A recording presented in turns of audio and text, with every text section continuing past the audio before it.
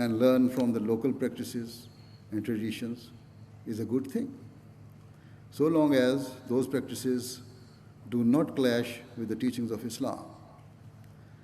Simply put, an Ahmadi should remember that they must not allow themselves to become so engrossed or manipulated by their surroundings that they forget their basic religious teachings or ignore their duty to train their children according to Islamic teachings. Certainly, those who fail to protect and preserve their religious values are those who fail to fulfill their pledges. In these developed nations, moral values are declining day by day in the name of freedom and self-determination.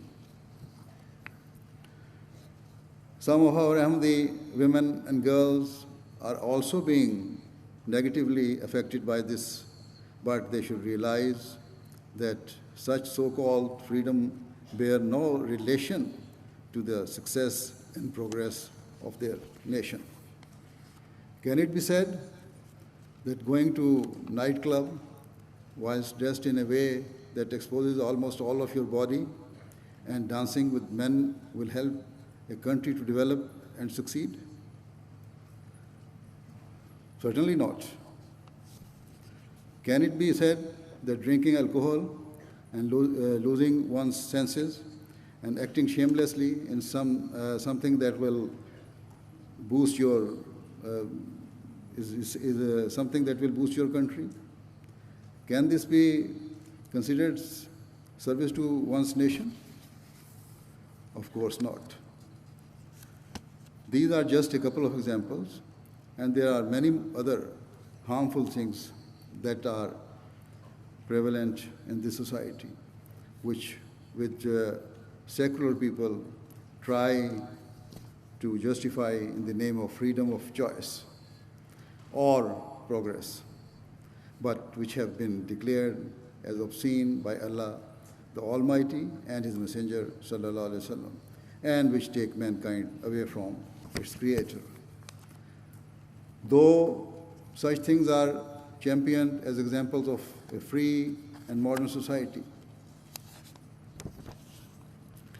the reality is that such impropriety serves only to shatter the foundations upon which a truly thriving and compassionate society is built. To debase and lower a society's moral compass in the name of freedom is a means of undermining the strength and unity of civilization at a collective level, as well as individually harming the people within that society. Let it be clear that a time will surely come when the people of these developed countries will realize that what they considered to be freedom was actually the means of their destruction.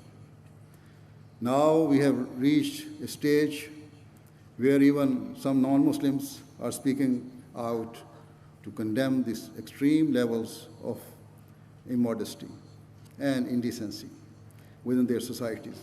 And they admit that the lowering of moral standards correlate directly with the rise in frustration and anxiety amongst the general public.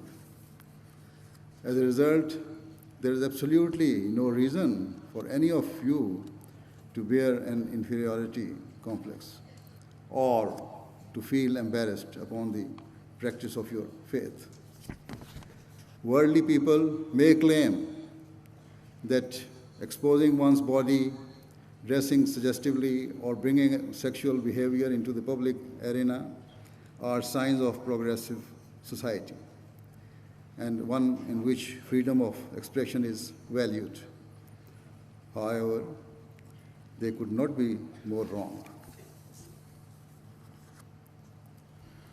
All Ahmadis, whether men or women, whether young or old, must understand that from a religious perspective, Such behavior is the height of immorality and cannot be tolerated by religious people who have pledged to prioritize their faith over all worldly matters.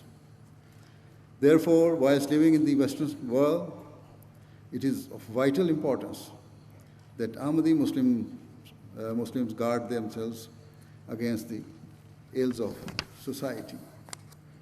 As I said before, you should not just protect yourself, but should strive to save others from moral decay and highlight the importance of virtue and morality. This is how to serve your nation, and if you are sincere in this effort, then rest assured Allah's help and mercy will be with you every step of the way.